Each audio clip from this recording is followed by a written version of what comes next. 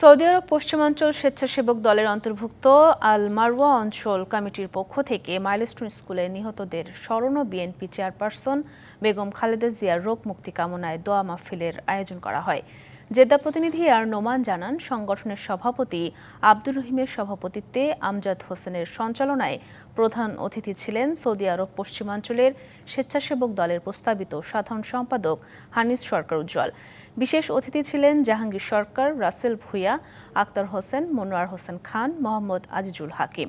বক্তারা বলেন, ভবিষ্যতে যেন জনবহুল এরিয়ায় প্রশিক্ষণের জন্য অনুমতি না দিতে সরকারের প্রতি আহ্বান জানান।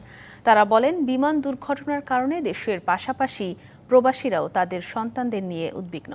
সুষ্ঠু তদন্তের মাধ্যমে দোষীদের বিচার এবং নিহত আহত শিক্ষার্থীদের জন্য দোয়া কামনা এবং বিএনপি চেয়ারপারসন বেগম খালেদা জিয়ার রোগ মুক্তি কামনা করা হয়।